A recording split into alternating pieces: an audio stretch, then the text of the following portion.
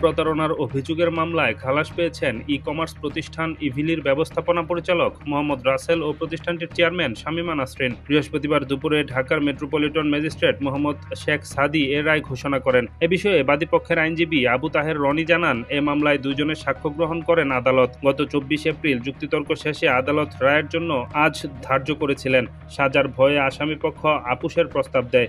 এতে রাজি হন বাদী। তাকে রিকল করা হয়। আসামিপক্ষ বাদীকে আদালতের সামনে পাওনা টাকা ফেরত দেয়। পরে আদালত তাদের খালাস দেন।